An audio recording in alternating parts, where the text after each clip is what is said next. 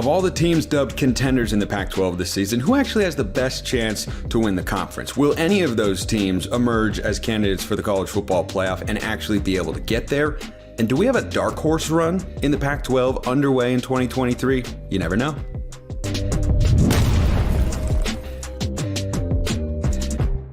The Ultimate College Football Preview is brought to you by Game Time. Download the Game Time app, create an account, use code LOCKEDONCollege for $20 off your first purchase. Last minute tickets, lowest price guaranteed. I'm Spencer McLaughlin, host of Locked On Pac-12 and Locked On Ducks. We've got JT Wistrcill. He's the host of Locked On Utes. Roman Tomashoff, our newest host here at Locked On Washington Huskies, and Marc Kulkin of Locked On USC to talk about actual honest to goodness football. What a concept, gentlemen. And let's hop right into it. So, Marc, your Trojans are the favorites heading into this year. I think that's warranted. I think they should be. I think they win at least 10 games this year. But down in USC country, of the other teams that are seen as, the biggest conference contenders, who do USC fans feel is the biggest threat? No offense to either, to the two gentlemen here. Both Washington and Utah have to travel to LA this year. And that gives a significant advantage to USC. Trojan fans are well aware that Utah is holding a little 2-game win streak over their head right now.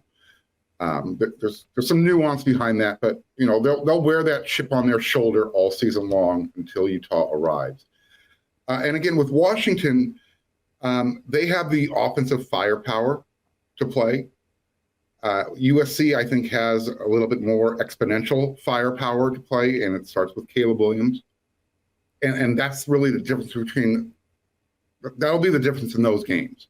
So I spoke to someone earlier who might or might not know something about Oregon football, and I explained to him that the reason why I consider Oregon, I guess, the biggest threat preventing USC from going undefeated this season is that it's in Eugene.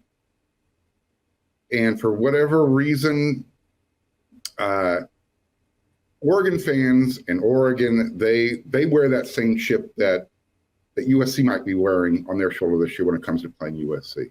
They want to believe that they are at USC's level.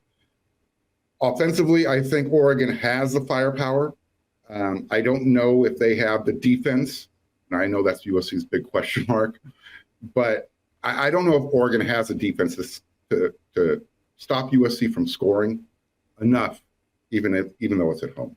Well, one thing I wonder about, Marc, is how styles factor into that, because Oregon's defense has made improvements, to be sure, but it still has to play out on the field and deliver actual tangible results. But they, I think, across the board have upgraded their personnel in just about every area from a season ago, most notably safety and along the defensive line. But I wonder, when you look at a team like Washington, Roman, they're not going to be a team like Oregon or Utah, I feel, could control the game in a sense and try to run the ball, manage the clock a bit more, and play defense by playing ball control offense. Is Washington's only path to beating USC in that game down in Los Angeles, is it just to score more points, win in a shootout, and hope the ball bounces your way? Not necessarily. There were some upgrades made on the defensive side of the ball. They're bringing in cornerback Jabbar Muhammad from Oklahoma State, who looks really good. He's a really fluid mover.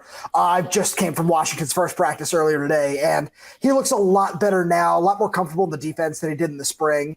And obviously, there's a factor of the offense that needs to be considered, because when Washington wants to control the ball and run the ball, they can't. They're bringing in another transfer from Mississippi State, Dylan Johnson, who just looks like a different kind of beast at running back compared to some of the guys they had last year. And Spencer, with respect to Oregon's defense, as long as Tosh Lupoy is calling plays, I'm not going to be all that worried about what's going on that side of the ball down there.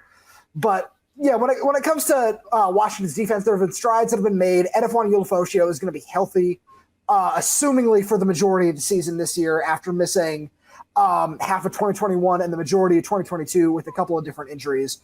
And he's been the leader. He's been the captain for 3 or 4 years at this point on the defensive side of the ball. So getting him back is going to do wonders for a defense that, while it allowed a lot of yards in 2022, the point differential and the points per game that they allowed were kind of middle of the road. They really weren't as bad as some people think. One of the best defenses in the conference a year ago belonged to Utah. JT Wistrcill, Locked On Utes. We're talking about Pac-12 contenders. The Utes are the two-time defending champions, and as is par for the course, JT, we haven't mentioned Utah yet. We've talked about other teams first because Utah is once again just flying under the radar compared to everybody else, but they bring, I think, their own unique style to all of these sorts of games, and I think their matchups with Oregon and Washington and USC are fascinating ones because they are different. They're not a team that wants to drop back and throw it 35 to 40 times. No, I don't think Oregon is either, but I think they're more willing to do it if you look at like the Washington State game a year ago than Utah would be willing to do. The Utes are much more, 12, 11 personnel, one back, play action sort of game, but how do you see Utah figuring into the Pac-12 championship picture this year with probably of the four teams we have represented here, and we should factor in UCLA and Oregon State, which we will in just a moment, but Utah might have the toughest schedule in conference and out of conference of anybody in the league this season. Yeah, they have a brutal schedule, but I believe they have the best top to bottom roster in the Pac-12 overall. I understand that could be a hot take, and you don't have the quarterbacks to the level of you guys do. I do think Bo Nix, Michael Penix, and Caleb Williams are all better, but let's not act like Cam Rising hasn't won back-to-back Pac-12 championships. He's not going to be the guy who's on SportsCenter pretty much ever almost for the type of throw or the play he makes, but he is clutch. He's the guy who powered in the 2-point conversion to give Utah that early season win against USC. He's the guy who steps up in the moment. You got multiple key returners on both sides of the ball, and Utah is in a very fortunate position where they lost Dalton Kincaid, so obviously that really hurts, but Brant Keithy, who over the body of work, the totality, that the career he's put together, is still probably the best tight end in Utah football history overall. So I feel like they're, from a roster standpoint, it's the best in the Pac-12. I think they're deep on both sides of the ball. Losing Clark Phillips hurts, but I do think they have depth at the cornerback room with the second and third best guy coming back, and brought in transfers and young players as well to be able to overcome that. Utah's schedule is brutal, but to your point, Spencer, I think Utah's absolutely going to be in this race at the end of the season. And of course they're being overlooked because you even have Marc, who Utah beat him twice last season, and he still doesn't even consider us the biggest threats. Well, I just know that Utah was doing nothing to stop USC until Caleb pulled up a hamstring. In the first time around? Well, the first time around, we can talk about the nuance in the context if you want. We can talk about the depth that USC didn't have on defense last year and came this close to making the playoffs, and the improvements they've made in the offseason through the transfer portal, addressing those issues. Now, if Utah can't keep up with USC offensively this year in LA, yeah, I'm going to keep the receipts. So, Marc, when JT said that Utah's got the best roster in the Pac-12 right now, you didn't seem to take very kindly to that. And USC has made a couple noticeable upgrades, in theory, at least on paper, along the defensive line, kind of like my Oregon Ducks have done as well. Bear Alexander, Anthony Lucas, former high 4-5-star recruits at Georgia and Texas A&M, respectively. Do you expect the Trojans defense to take that step forward to where if they're just average, if they're just competent and they're not relying on turnovers all the time to get stops, it feels like the Pac-12 championship is USC's to lose given the offensive firepower that they have, but it's still a question that remains to be answered. So how do you see those guys or other newcomers factoring in to bolster the Trojans defense?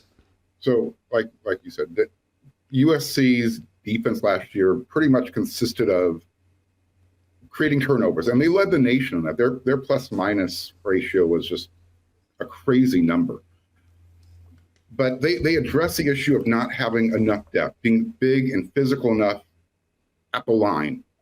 And, they brought in Anthony Lucas from Texas A&M, Bear Alexander from Georgia, Keon Bars from Arizona, Jack Sullivan from Purdue. They addressed more depth at the linebacker position with Mason Cobb from Oklahoma State. And I go back to the point you just made. If USC's defense is just average, you take USC with just an average defense and their above average offense, that's a winning combination in today's college football world. Yeah, it can be, but that question still remains to be seen. But Roman Tomashoff, Locked On Huskies, Washington's offense is set up to be probably the second most prolific, at least through the air, maybe not on the ground necessarily, but coming into this season, they led the nation in passing yards. At least Michael Penix did a season ago. You've got a talented trio of wide receivers that really, I think we've talked about this before. The Husky receivers go, frankly, 4 or 5 deep when you factor in a guy like Jeremy Bernard. It is coming over from Michigan State this offseason, Roman Dunze, and then Jalen Polk, Jalen McMillan coming back with Michael Penix this year. How do you feel about the Huskies' weapons as they try to keep up with the other teams that are represented in this chat, or the other ones as well that can have some potent offenses in the Pac-12? Where do you think the Huskies stack up offensively? I think they can match up with basically anybody. There really is truly an argument to be made that Washington's wide receiver room is as good as Ohio State's, if you really want to just cut to brass tacks there. Because, yeah, you can match up Roma Dunze and Marvin Harrison Jr. however you want. I know that's a bit of a hot take there, but then you look at Jalen McMillan, who's also coming back. I think you have to have Marvin Harrison number 1. Yeah, no, absolutely. I'm not going to do that. But when you look at the numbers, at the end of the year last year, they really weren't all that different. And then you can look at McMillan, who also went for over 1,000 yards. Jalen Polk had nearly 700 on about 40 catches. And then you bring in Jeremy Bernard, who just Kalen DeBoer and wide receivers coach Marcus Shepard have done nothing but rave about what Jeremy Bernard can do. And then they also have the one guy you missed, Spencer, that I just love to talk about whenever I can is wide receiver Denzel Boston, who's a red shirt freshman. He got some time in the Oregon game last year, played the 4 games last year to preserve the red shirt, and he just looks like an animal. And the way he's about 6'4", has the speed to go along with it. He also looks like a guy that can contribute. I talked a little bit about running back Dylan Johnson and bringing back Cameron Davis, who was the numbers escape me right now, but for a while was the conference leader in total touchdowns last year. And bringing him back along with Arizona State transfer Daniel Ngata at running back, they really just can match up with anybody at any skill position. And that's, even including tight end, where Spencer, you like to talk about Jack Culp. We can, separate them this time around. Jack Westover and Devin Culp. So yeah. Those two quite guys the hybrid player, though. Quite the hybrid player. Like I told you last time, you put those two dudes together, you get the best tight end, in the country. But seriously, they really do have a group of skill players that can stack up with not only anybody in the conference, but anybody in the nation as well. Yeah, I think we all agree that these 4 teams, Oregon, Utah, Washington, USC, all are going to be, they are the betting favorites right now and are going to be contenders this year. I think where UCLA and Oregon State, fit into the equation is an interesting question to ask, because Oregon State off a 10-win season, it's kind of a, show me year. It's a prove it year. Or was that a 1-year flash in the pan? Are you going to regress back, go 8-4, 7-5? Or can they notch a 10-win regular season this year? Can they really, really pop? I think both those teams are interesting to say the least. I'm higher on the Beavs than the Bruins personally. I don't know how you guys are kind of shaking out on all that sort of stuff, but I just have questions about UCLA's quarterback room. But let's wrap this up real quick with this. Who wins the Pac-12 in 2023? We'll go around. I'll start. And look, my Oregon fans out there might annihilate me for going in this direction, but I do think it'll end up being USC. Who they play in the Pac-12 title game will probably come down to tiebreakers, but I'm going chalk here and going with the Trojans because I think Lincoln Riley and Caleb Williams are really good. JT, Locked On Utes, your pick. I think you said it best. Tiebreakers are the name of the game. I think the Pac-12 is going to cannibalize itself a little bit. We'll see multiple losses in conference because of that and Utah's brutal schedule. They will be able to slip back into the Pac-12 championship, in part because they went to the Coliseum and were able to beat USC, and they will three-peat as Pac-12 champions. JT going with his Utes. I think we know that Marc is going to pick USC to go like 75-0 this season, so I don't know if we even need to go there. But Roman, do you think your Huskies get it done this year, or do you like somebody else? Who wins the Pac-12 in 2023? You know what? I'm the ultimate jinx, but I'm going to say it anyways. I do really think that this is the year Washington gets over the hump. Even with the expectations that they had around the program last year, to go 11-2, that is no small feat. Bringing everybody back, bringing in extra players to supplement the offense and the defense. Yeah, the schedule is going to be a lot tougher this year, but they get Oregon at home. Yeah, they have to go to USC. I think that's the one game they end up dropping in the regular season. But with the way the Pac-12 kind of is every single year, like you said, JT, I do think the Huskies can end up making the Pac-12 championship game this year and will prevail. Could someone make a dark horse run this season in the Pac-12? We tackle that on the Ultimate College Football Preview on Locked On Pac-12. These days, every new potential hire can feel like a high-stakes wager for your small business, like evaluating expansion candidates for your conference. And you, like conferences across America, want to be 100% certain you have access to the best qualified candidates available. That's why you have to check out LinkedIn Jobs. LinkedIn Jobs helps find the right people for your team faster and for free. So go in there, create a free job post in minutes. Super simple. Add the purple #hiring frame to your profile to spread the word that you're hiring. Simple tools like screening questions make it easy to focus on candidates with just the right skills and experience so you can quickly prioritize who you'd like to interview and hire. It's why small businesses rate LinkedIn #1. That's numero uno in delivering quality hires versus leading competitors. LinkedIn Jobs helps you find the qualified candidates you want to talk to faster. Post your job for free at linkedin.com/LockedOnCollege. That's linkedin.com/LockedOnCollege to post your job for free. Terms and conditions apply. Richie Bradshaw is here of Locked On Arizona State Sun Devils, as is Zach Anderson-Yoxsimer of Locked On UCLA Bruins, talking about whether or not a dark horse run can emerge this season for a Pac-12 championship. Zach, I want to start with you. Your team, UCLA, has got the highest win total of the contenders that aren't the contenders, that being a team outside of the top four that I think are correct in USC, and then some order of Utah, Oregon, and Washington. But the Bruins are in there with a win total of 8.5. Are they an actual contender in there? Is it actually a dark horse run if UCLA were to appear in the Pac-12 championship game?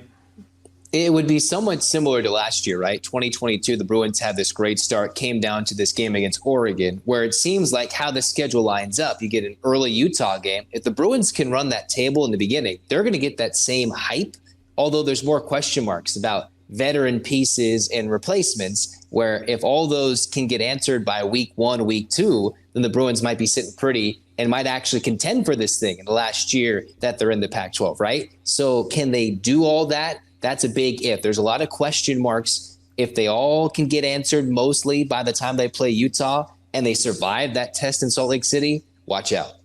Yeah, the good news for UCLA is that their non-conference schedule, since Michigan bailed on them in the home and home series they'd set up, is not particularly hard. Their toughest game is when they go to Snapdragon Stadium to play San Diego State, but they will have a real opportunity there to work out all the kinks in the offense that's moving on from Dorian Thompson-Robinson at quarterback and Zach Charbonnet at running back, and they bring in Carson Steele at running back, J. Michael Sturdivant, the receiver, Maliki Matava, the tight end from Oregon, and Sturdivant came over from Cal. I like his game quite a bit. He was a highly sought-after recruit, and I think he could be the Bruins' #1 receiver this year. But I think that's kind of the upside for them, Zach, is that they have 3 games where they're going to be the favorite, and where if they go 3-0, they'll have a lot of momentum going into conference play. They will need it for that conference opener at Utah that is going to be a tough game to win. But if they come out of there 3-1 and played Utah tough, I don't think it's the least likely thing per se. I'm kind of down on the Bruins this year, broadly speaking, but I don't think it's the least likely thing in the world to say they could surprise some people if they build up that momentum, play Utah tough, maybe even beat the Utes. They could set themselves up with the way their schedule shakes out in conference play. It's very favorable. It is very favorable. They don't get the Oregons, the Washingtons of the world. I know UCLA fans will say they were beating down Washington heading into the fourth quarter last year in the Rose Bowl, but avoiding those two is significant. You get your 2 toughest games, arguably in conference play, at the beginning and basically at the end. If they can win a lot of those games in the middle, they will have a good season, and it looks like if they have the favorable matchups, they absolutely will. Richie Bradshaw, Locked On Sun Devils, they pulled an upset a year ago that ended up preventing Washington from getting to the Pac-12 championship game, maybe even the college football playoff if they'd been able to beat USC in Las Vegas in the Pac-12 title game. I don't think anybody saw that game coming. The same team that beat Washington lost to Stanford 15-14, which is going to cause Richie probably to jump off this show and go bang his head into the wall a couple times. But What do you expect from Arizona State this year? And do they have the potential to pull that level of an upset again? Because they play a lot of big-time teams. They play Utah. They play Washington. They play Oregon. Can Arizona State be a team, they play UCLA as well, that pulls one of those upsets this year in what is widely considered a rebuild in year one under Kenny Dillingham? You know what? I've been really down on this team. And I've been somebody who has said, a 4-win season would be really good. There's a lot of new moving parts, and this is going to be a long year. It's going to be a difficult year, but it was going to be a team that would be fun to watch. And it was a team that was going to be competitive in all 12 games, regardless of who they're playing. And if we're being honest, if you look at that schedule, it's a gauntlet. There's a lot of really good teams, both in and out of conference, that Arizona State has to play this year. 4 wins would be awesome. But here's the thing: the coaches, the players, everyone around them is saying the right things. They look good in practice, all sorts of good stuff. Will you execute? Who knows? But right now they've got me feeling excited for what they can do.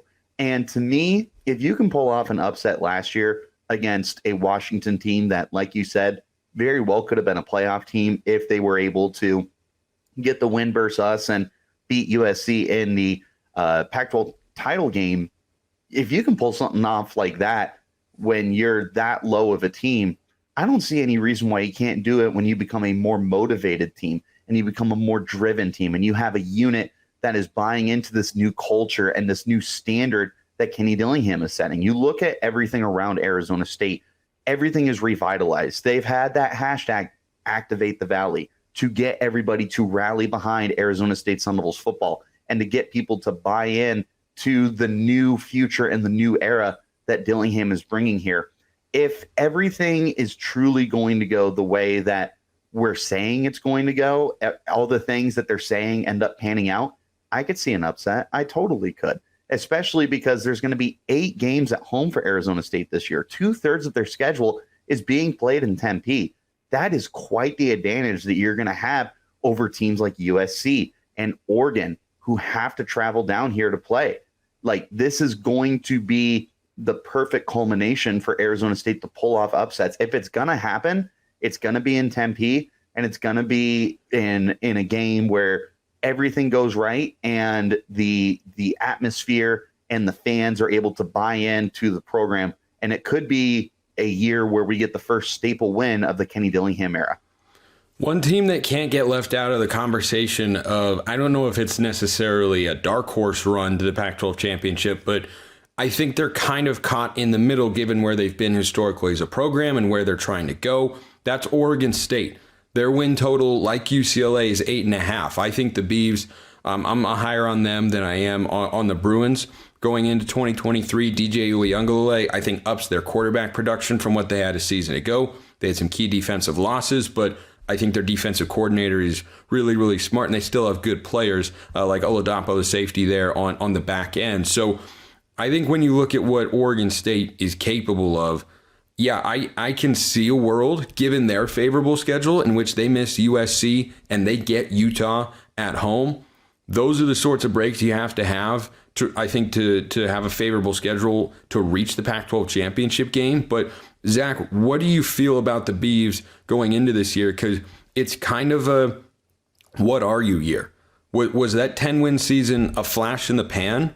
Was it random? Are they going to look back and relish in, the spoils of that season for the next 5 years, thinking back of what was? Or are they building something into, a conference contender year in and year out, regardless of what league they end up playing in the future? Imagine last year if they had extremely good quarterback play, how much we would have been talking about Oregon State coming into this year. They would have beaten USC. They would have been so fun to talk about. And they would have been the hype train coming into 2023. Oregon State, mind you, I believe the Research Stadium renovations, that's all going to make a big impact in terms of their home environment. You've got a team where they sit there and they've got games kind of like UCLA, but games where they're maybe not favored, or these kind of toss-up games where whoever wins those toss-up games can make a big difference as to who's the dark horse, right? UCLA, Oregon State, kind of that similar level playing field, needing some answers at quarterback, maybe one replacing a veteran, the other one replacing the likes of hey, we need some actual quarterback play. If they get that, keep that defensive intensity up. You win a toss-up game. All you need is some belief. Next thing you know, they're going to be that dark horse and that contender in the blink of an eye. Yeah, and I look at a team like Oregon State and say, I can see them being a Pac-12 contender this year, but it's hard for me to predict it because they just haven't proven it yet. And when a team is unproven, I think it's fair to ask the question, are they going to be able to actually get it done? If you haven't seen it happen before, I think it is fair to question whether or not they can actually do it. But they're going for what would be a first in program history. It's only the third time they've ever won 10 or more games. They've never won 10 or more games in consecutive seasons. So I think when you look at what they're trying to do, it is a pivotal moment for their program to try and establish themselves as a perennial top 25 team or better in the college football landscape. But Richie Bradshaw, Locked On Sun Devils, I want to toss this back to you real quick.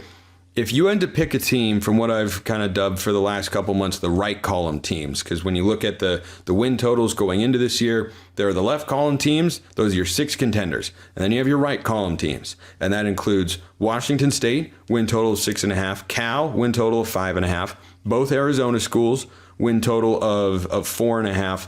Colorado is at 3.5, and Stanford down at the bottom of the conference at 2.5. Which of those schools intrigues you the most going into 2023?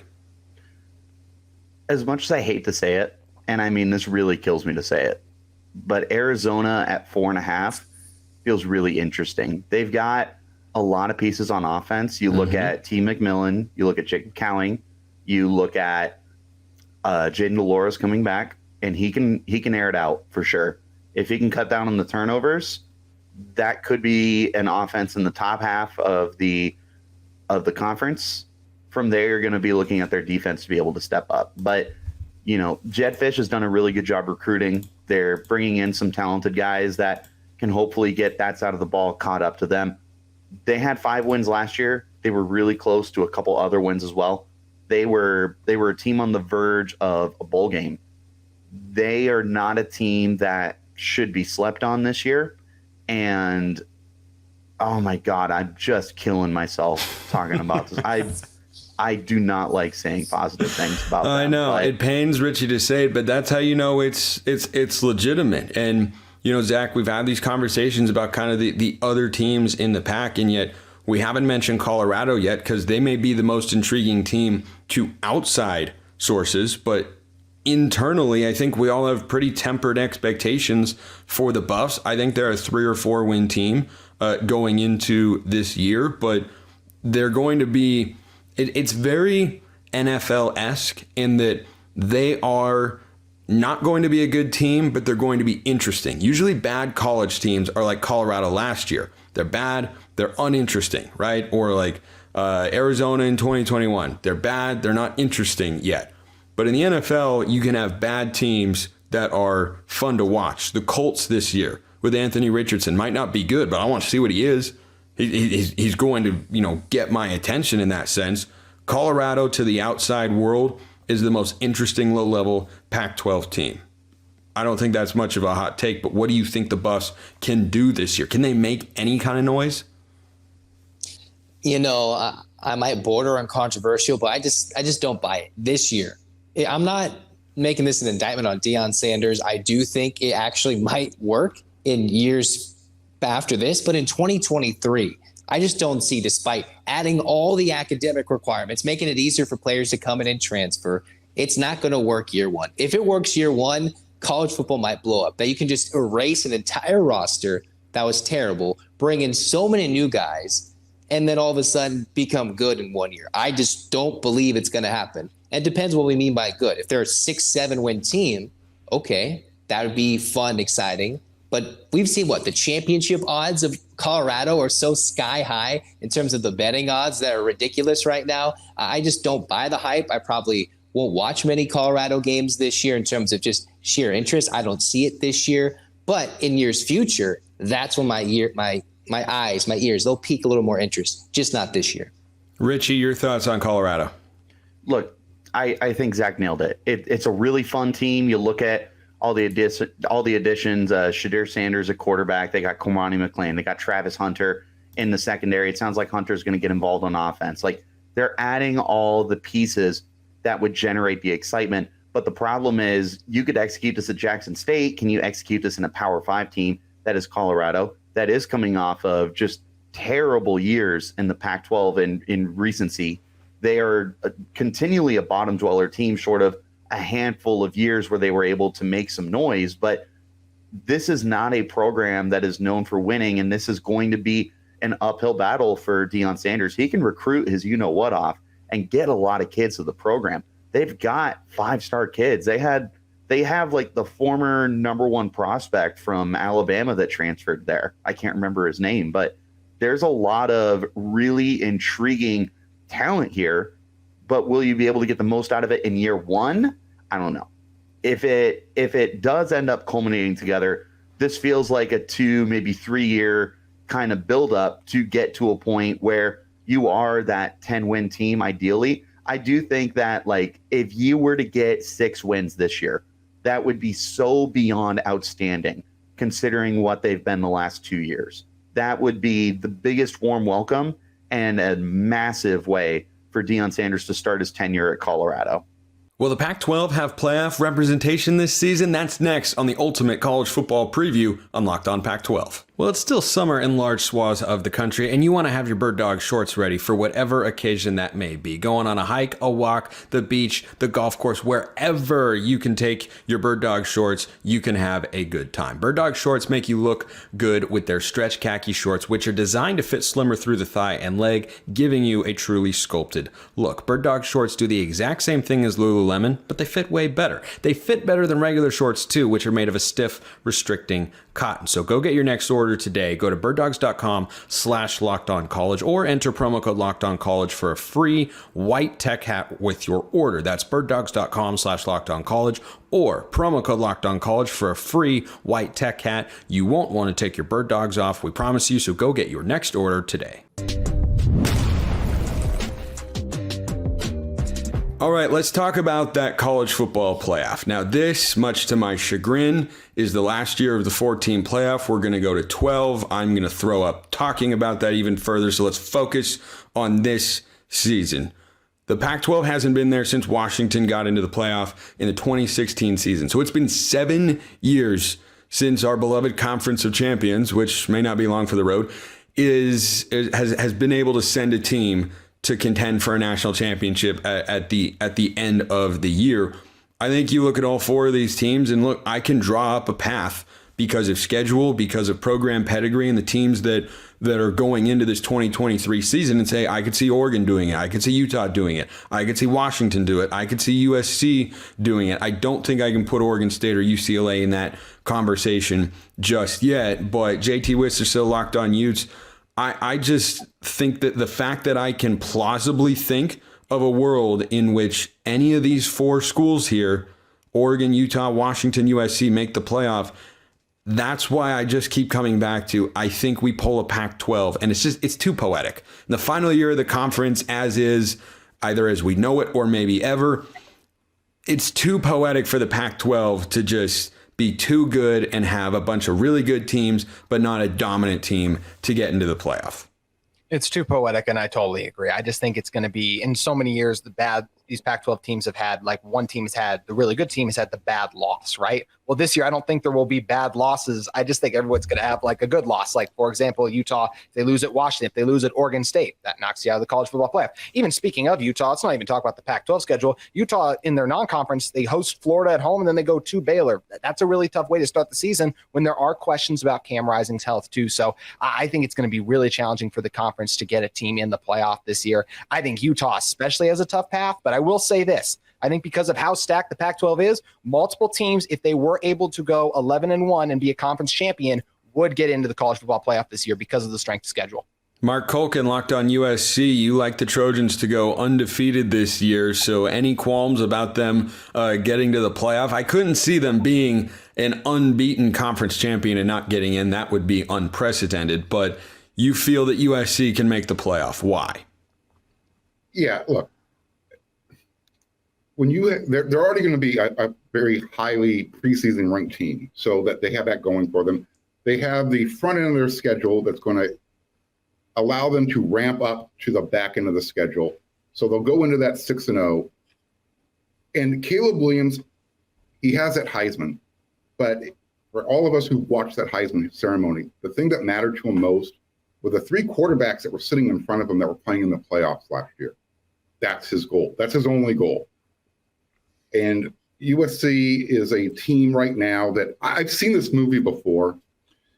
They got so close last year, and right now to be able to close it out, the Pac-12, take it into the big conference as a conference champion into the playoffs. To me, that's how Hollywood was meant to be. So, yeah, they've done enough during the off season to shore up what kept them out of the playoffs last year. I've been going to the practices. I talk to these players. They don't like to talk about it publicly, but when the camera's turned off, they know where everybody's going to be watching. The defense has an idea of what needs to be done. Last year was the first year in the system. And you know that when you take over a program, you have to change the culture. Utah came into the Coliseum and ran roughshod on them. Oregon State came in and ran roughshod on them. Everybody came in when USC was down. USC is a type of program that remembers that. So when they have the opportunity to put their foot on somebody else's neck, like a Utah, that's what they can anticipate. Got to get the nails. Get the nails. Bring me the nails. I want the nails. Marc over here talking like the Game of Thrones. The North remembers. That's USC. They're the South, but, they remember. So Roman Tomashoff, Locked On Huskies. The Dogs last year, in retrospect, missed out on a Pac-12 championship and potential college football playoff berth because of a loss to a 3-9 Arizona State team in the most classic Pac-12 needs to complete its circle of suck every year. I'm sorry to bring it up, but this is just the world that we live in right now. See, I also just want to throw in the Rose Bowl thanks to USC, which, if they close that out, Washington goes back to the Rose Bowl, but that's a whole separate story. Oh, that's a good point. That I'd kind of forgotten about that if USC goes to the playoff, Washington would have gotten the Rose Bowl. Instead, they got the Alamo Bowl, and they got to get revenge against their old coach in Steve Sarkisian over there at Texas. But Washington has a path to the playoff. Their schedule is sufficient from a toughness standpoint. I don't think that Michigan State is going to be a great team this year, but if you have a Power 5 road game, if you go in and win it handily, the way that the betting markets expect them to, and then you go through and have no more than one loss in your conference schedule and you win the Pac-12, that will put you, in my view, into the college football playoff, no questions asked, because history tells you if you're a one-loss or undefeated Power 5 conference champion, you're getting into the 14 playoff. They have never been left out before. Help is always granted to those who hold their own, as I like to say. So as you look at this season for the Huskies, they were, under the radar. I don't think a lot of people, certainly not myself, expected them to win 11 games in 2022. How do they follow that up this year and try to make an even better season after a successful first year under Kalen DeBoer? No, that's a great question, because we as the local media did also not think that they were going to go 11-2 last season. But no, that's like I said, that's a great question, because they, like you said, against Arizona State, they were one bad bounce away from getting to the Pac-12 championship and potentially getting to that next step just in Kalen DeBoer's first season. And like Marc alluded to, all these players, they know what the goal is. They know that this is the reason that they came back. Rome Odunze, Jalen McMillan, Michael Penix, Braylon Trice, Zion Tupuola-Fatui, even Troy Fautanu probably could have gone to the draft. But all these guys, all their top players, all conference, Trice and Odunze have been preseason All-Americans on basically every single list. These guys were all united in the message as this job is not finished. We are all coming back for one singular goal. And that seems to have just been the messaging that the coaching staff, the leaders in the locker room have been portraying all spring, all summer. And as we move into fall camp, that has been the single goal is we know what we need to do. We are coming back to make the playoff and to make a run. And that just, with this team and with the talent and what this coaching staff showed that they can do last season, I really don't want to bet against them at this point. You know, the reason that I keep coming back to the Pac-12 struggling to get a team into the playoff is the depth of the conference, and that you have a lot of really good teams like these four. You have Oregon State, which I think can be a really good team. UCLA is going to be respectable. I could see Arizona or Washington State surprising people, pulling an upset, or, you know, my newly beloved California Golden Bears, who I've been bullish on since the month of March. And I'm just going to say single-handedly move the betting line, according to our friends at FanDuel. So I think when you look at where the conference is at right now, going into this awesome, exciting football season that I think we're all really excited for, the crazy thing to frame this discussion, JT, is between one of these four programs, Oregon, Utah, Washington, USC, and I put USC last on purpose, but when you look at those four, one of them most likely is going to end the regular season with 3 losses. So, like, somebody probably has to. And that, with where the expectations are of every fan base across the conference and of all these schools that we're talking about here, is a crazy thing to think about, but it has to happen to somebody, it seems. It does have to happen to someone. And as much as it pains me to say this, it could absolutely be Utah. Let's look at what Utah did last year. They lost their 3 biggest road games last year. They lost at Florida, they lost at UCLA, they lost at Oregon. This year, there is a very real possibility they could lose at Oregon State on a short week. They could then later on in the season go and lose at USC and at Washington. And that's without even bringing up, look, they've been really strong at home. Utah hasn't lost a true home game since 2018. But this year you get an Oregon team coming in that's going to be hungry and could be playing for something on the line late in the season too. And we always mention the potential of those other Pac-12 losses that pop up, like Arizona. Utah has to go to Arizona. That's a much different game than the last few years when they've played Arizona as well. So it's going to be extremely challenging for any of these teams to make the college football playoff, as we've all been discussing here. But I definitely think there's a path for multiple teams. And even as much as it pains me to say it, the road's probably the toughest for Utah just because of those road games. And I mean, you even get a stretch in your season where you go, like I said, to USC, then you come back and play Oregon the next week. So if you get any injuries against USC, you're in a lot of trouble for that Oregon home game. Oh. Marc's out here playing the violin. I don't think he's up for JT's sob story on the schedule, because the back half of USC's schedule I have long interpreted as a message from the conference to the Trojans of, hey, schmucks, don't let the door hit you on the way out. Thanks a lot. So when USC is trying to make the playoff this year, Marc Kulkin of Locked On USC, they're going to play every team that is in here, plus UCLA, plus Notre Dame. And that's those 5 games right there. I think they're going to be fine against UCLA. They've got them at home, no DTR. I think that'll be fine for the Trojans. But in those 5 games, they have to find a way to go 4-1 and then win the Pac-12 championship to make the playoff. How does USC accomplish that? So I'm going to actually play devil's advocate to the whole 4-1 argument, because with USC, it's not so much what they do, it's the perception of who they're beating. And we're all here, we're talking up our programs, and we anticipate all of our programs to be really good this year. But does the rest of the country see those same teams outside of USC in the same light?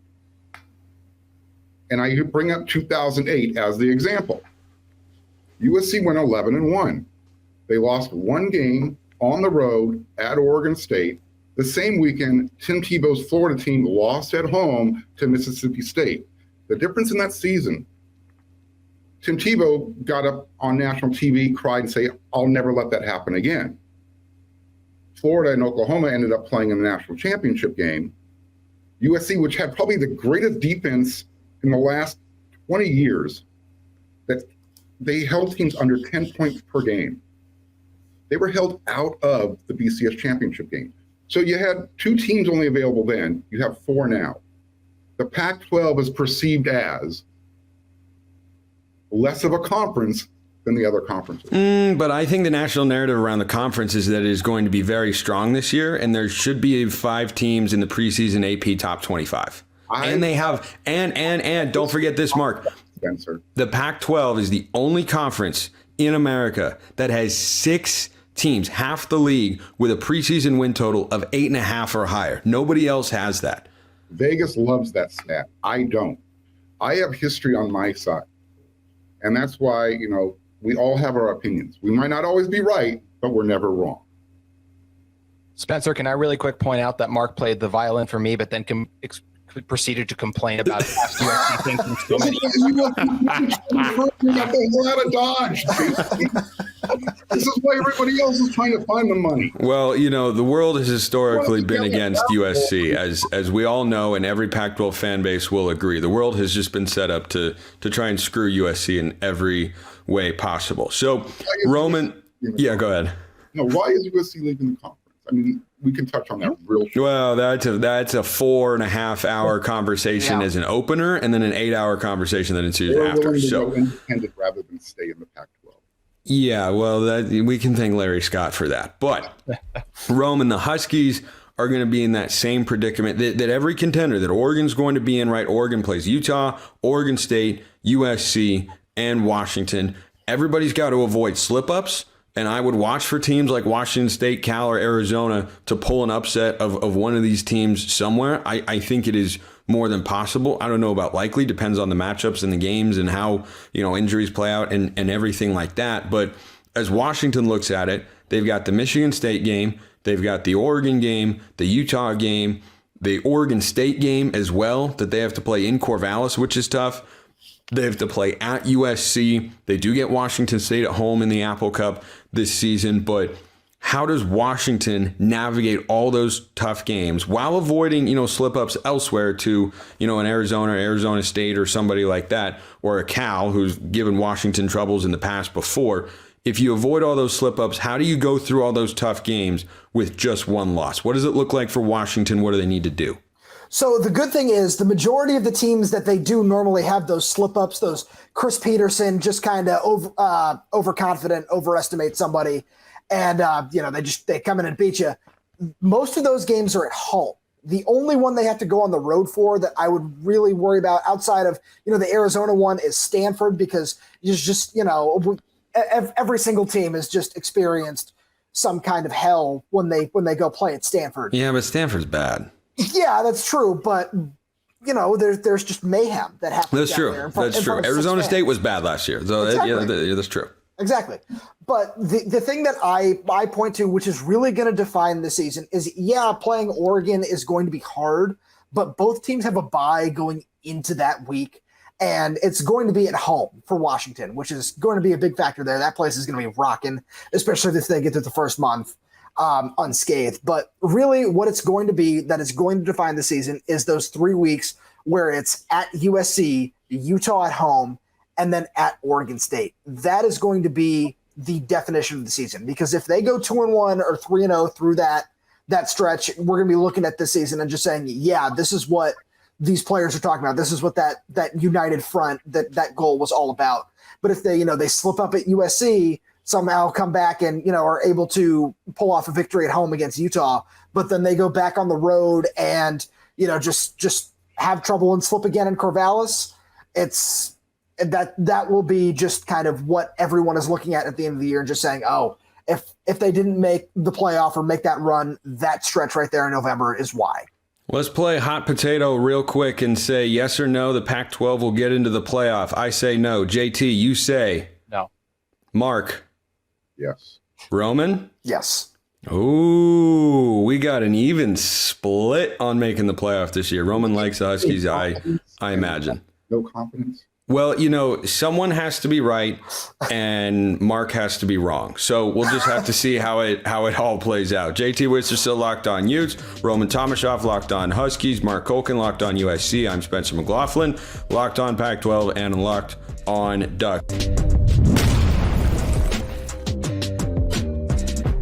Now that you know who the players are for the Pac-12, join me, Caroline Fenton, as we break down who makes the college football playoff and who will ultimately win it all. Go to Locked On Pac-12 wherever you get your podcasts for this bonus episode of the Ultimate College Football Preview.